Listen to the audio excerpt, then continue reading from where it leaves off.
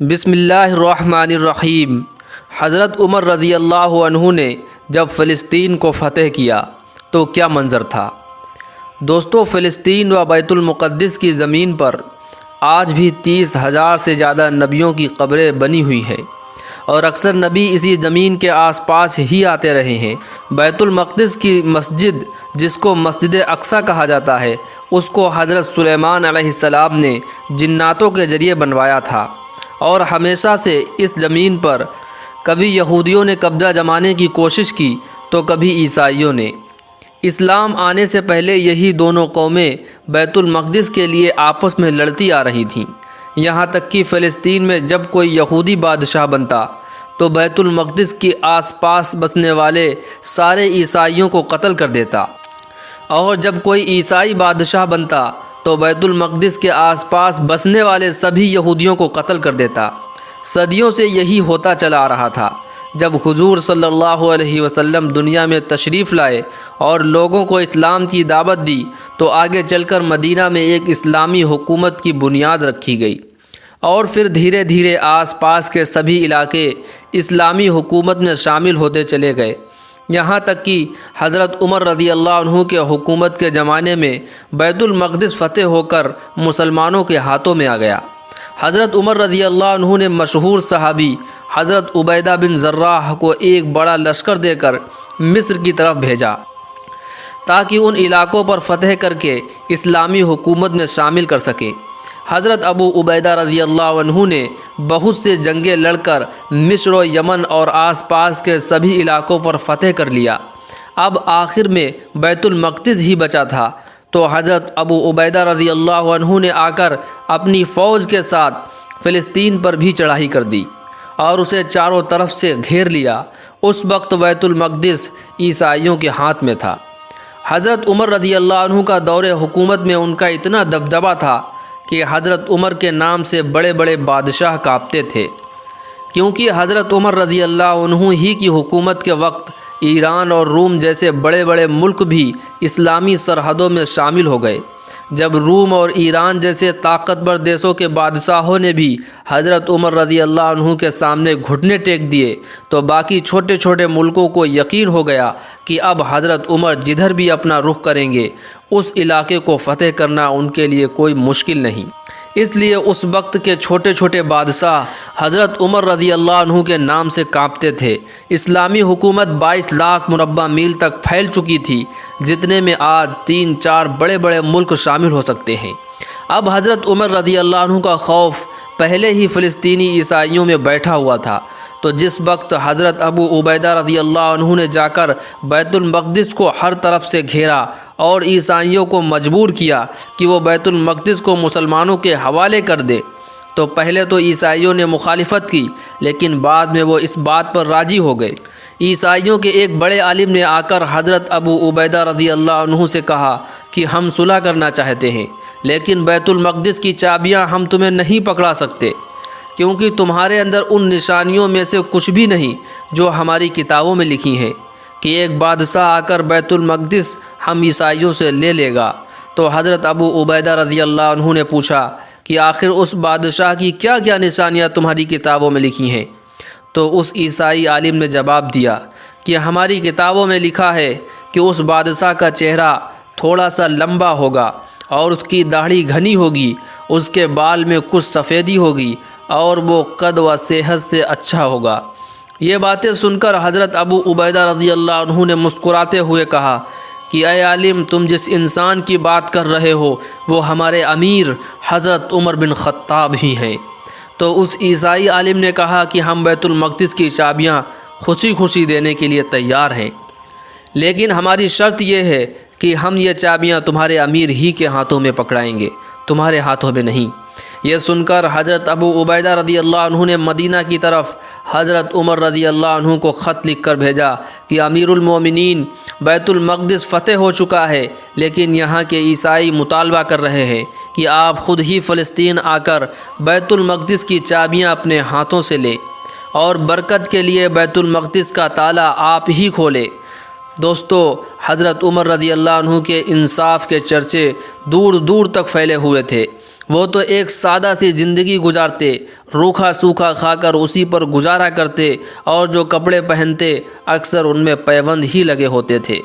آخر جس دن حضرت عمر رضی اللہ عنہ کو بیت المقدس جانا تھا، ان کے پاس جو کپڑا تھا اس میں 17 سے زیادہ پیوند لگے ہوئے تھے۔ حضرت عمر رضی اللہ عنہ ایک گھوڑے پر سوار ہو کر اپنے خاص غلام کے ساتھ نکلے۔ اب فلسطین تو مدینہ سے بہت دور تھا، اس لیے حضرت عمر نے اپنے غلام سے کہا کہ دیکھو بھائی، میں ایک گھوڑے کا مالک ہوں، میرے پاس اور گھوڑے نہیں ہیں، اس لیے اس پورے راستے ہم دونوں میں سے کچھ دیر پیدل چلنا، اور میں گھوڑے پر سوار رہوں گا، اور پھر کچھ دیر میں پیدل چلوں گا اور تم گھوڑے پر سوار رہنا، کیونکہ اگر ہم دونوں ایک ساتھ اس گھوڑے پر سوار ہو جائیں گے تو یہ گھوڑے پر زیادتی ہوگی، اور عمر اپنی حکومت میں یہ برداشت نہیں کر سکتا کہ کسی بھی مسئلے پر کوئی زیادتی ہو۔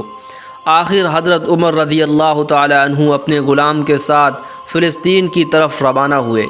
پیر میں پھٹے ہوئے جوتے تھے، کپڑے پر 17 سے زیادہ پیوند لگے ہوئے تھے۔ تھوڑی دیر خود گھوڑے پر سوار ہوتے اور غلام گھوڑے کی لگام پکڑ کر چلتا، اور کچھ دیر غلام کو گھوڑے پر سوار کرتے اور خود اس کی لگام پکڑ کر چلتے۔ کئی دنوں کے سفر کے بعد یہ دونوں حضرات فلسطین کے قریب پہنچے، تو اتفاق یہ ہوا کہ جب فلسطین کے اندر داخل ہونے کا موقع آیا تو اس وقت گھوڑے پر سوار ہونے کی باری غلام کی تھی، لیکن غلام نے حضرت عمر رضی اللہ عنہ کے سامنے ہاتھ جوڑتے ہوئے کہا کہ امیر المومنین، فلسطین قریب آ چکا ہے، وہاں ہزاروں عیسائی شہر کے باہر کھڑے آپ کا انتظار کر رہے ہوں گے، اس لیے میں اپنی باری چھوڑتا ہوں تاکہ آپ گھوڑے پر سوار ہو کر شان و شوکت کے ساتھ فلسطین میں داخل ہوں۔ لیکن حضرت عمر رضی اللہ عنہ نے کہا کہ یہ ناانصافی ہے، جب باری تمہاری گھوڑے پر بیٹھنے کی ہے تو تم ہی بیٹھو، اور آخر مجبور ہو کر غلام کو گھوڑے پر بیٹھنا ہی پڑا۔ حضرت عمر رضی اللہ عنہ نے گھوڑے کی لگام پکڑی اور فلسطین شہر میں داخل ہو گئے۔ عیسائی جھنڈ کے جھنڈ بنا کر شہر کے باہر کھڑے تھے کہ آج ہم اس خلیفہ کو دیکھیں گے جس کے نام سے ایران و روم کی حکومتیں بھی کانپتی ہیں۔ لیکن دوستو، آج وہ خلیفہ ایسی حالت میں فلسطین میں داخل ہوا کہ اس نے اپنے غلام تک کو گھوڑے پر سوار کر کے خود اس کی لگام پکڑے پیدل چلتا آ رہا تھا۔ فلسطین میں داخل ہونے سے پہلے ایک نہر پڑتی ہے جس میں اتر کر دوسری طرف جانا ہوتا ہے، تو حضرت عمر رضی اللہ عنہ نے غلام کو گھوڑے پر سوار رکھا اور خود اپنے پھٹے جوتے اتار کر اپنے ہاتھوں میں لے لیے اور اپنے چمڑے کے موزے اپنے کندھوں پر ڈال دیے، اور پھر گھوڑے کی لگام پکڑ کر نہر پار کرنے لگے۔ حضرت ابو عبیدہ رضی اللہ عنہ نے جب یہ منظر دیکھا تو جلدی سے حضرت عمر رضی اللہ عنہ سے آ کر کہنے لگے کہ امیر المومنین، آپ یہ کیا کر رہے ہو؟ آپ نے اپنے موزے کندھے پر ڈال رکھے ہیں اور اپنے جوتے ہاتھ میں پکڑ رکھے ہیں، آپ تو اس وقت دنیا کے سب سے بڑے حکومت کے بادشاہ ہیں، اگر آپ ایسا کریں گے تو ان عیسائیوں پر کیا اثر پڑے گا؟ حضرت عمر رضی اللہ عنہ نے غصے میں زمین سے کچھ کنکر اٹھا کر حضرت ابو عبیدہ پر پھینک کر مارے اور کہا کہ تمہیں شرم نہیں آتی؟ ابھی حضور صلی اللہ علیہ وسلم کی وفات کو کچھ ہی دن گزرے ہیں اور تم دنیا کی رنگینیوں میں کھیلنے لگے ہو۔ پھر حضرت عمر رضی اللہ عنہ بیت المقدس میں پہنچے، عیسائیوں سے چابی لے کر خود ہی مسجد کا دروازہ کھولا اور ممبر پر چڑھ کر ایسا اثر انداز خطبہ دیا جسے سن کر سبھی کے آنکھوں میں آنسو بھر آئے۔ عیسائیوں کے سب سے بڑے عالم نے آ کر حضرت عمر رضی اللہ عنہ سے کہا کہ امیر المومنین، اگر آپ شان و شوکت کے ساتھ ہمارے شہر میں آتے تو ہم صرف آپ کو چابیاں دے کر الگ ہٹ جاتے، لیکن آج آپ کا اپنے غلام کے ساتھ انصاف دیکھ کر ہم اتنا متاثر ہوئے ہیں کہ ہم سب کلمہ پڑھ کر مسلمان ہوتے ہیں۔ اور پھر اسی وقت فلسطین کے سارے عیسائیوں نے اسلام قبول کر لیا۔ دوستو، ابھی تک بیت المقدس دوسرے لوگوں کے ہاتھ میں تھا، آج پہلی بار بیت المقدس کے اندر عمر رضی اللہ عنہ کی نگرانی میں نماز کے لیے اذان ہونا تھی۔ اب اذان کے لیے کس کو بلایا جاتا؟ تو سب کی نظر ایک ہی انسان پر تھی جو کہ حضور صلی اللہ علیہ وسلم کی زندگی میں مسجد نبوی میں ہمیشہ اذان دیتے رہے، اور وہ تھے دوستو حضرت بلال رضی اللہ تعالی عنہ۔ حضور صلی اللہ علیہ وسلم کی وفات کے بعد بلال رضی اللہ عنہ نے قسم کھائی تھی کہ اب میں ساری زندگی اذان نہیں دوں گا، کیونکہ جب وہ اذان دینے کے لیے کھڑے ہوتے تو حضور صلی اللہ علیہ وسلم کی یاد میں اس قدر روتے کہ ان کا برا حال ہو جاتا، اور صحابہ بھی حضور صلی اللہ علیہ وسلم کی اس جدائی کو برداشت نہ کر پاتے۔ لیکن جب بیت المقدس فتح ہوا تو حضرت عمر رضی اللہ عنہ نے بلال کو پاس بلا کر کہا کہ جاؤ بیت المقدس کے منبر پر کھڑے ہو کر رسول کے زمانے والی اذان دو۔ حضرت عمر رضی اللہ عنہ کے کہنے پر حضرت بلال رضی اللہ عنہ اذان دینے پر مجبور ہو گئے، اور منبر پر کھڑے ہو کر جیسے ہی اذان دی تو صحابہ حضور صلی اللہ علیہ وسلم کو یاد کر کے رونے لگے، اور صحابہ کا رو رو کر برا حال ہو گیا، اور ایسا لگ رہا تھا کہ دل پھٹ کر منہ کو آ جائے گا۔ حضرت عمر رضی اللہ عنہ کا رو رو کر برا حال ہو گیا تھا۔ پھر عمر رضی اللہ عنہ نے کھڑے ہو کر خطبہ دیا کہ اے لوگو، بچپن میں میرا باپ خطاب مجھے مارتا تھا کہ میں بکریاں سنبھال نہیں پاتا تھا،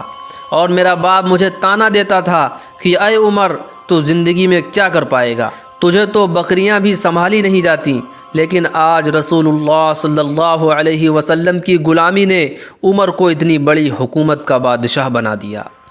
پیارے دوستو، جو بھی پیارے نبی صلی اللہ علیہ وسلم کے طریقے کو اختیار کرے گا اور ان کی غلامی میں اپنی زندگی کو گزارے گا تو اللہ رب العزت اس کو جنت کا بھی بادشاہ بنا دیں گے۔ اللہ ہم سب کو پیارے نبی کے طریقے کے مطابق زندگی گزارنے کی توفیق عطا فرمائے۔ دوستو، ہمارا یہ ویڈیو آپ کو اچھا لگا ہے تو لائک اور شیئر ضرور کر دیں۔ اسی طرح کے اسلامک ویڈیوز کے لیے ہمارے چینل کو ضرور سبسکرائب کر لیں۔ السلام علیکم ورحمۃ اللہ وبرکاتہ۔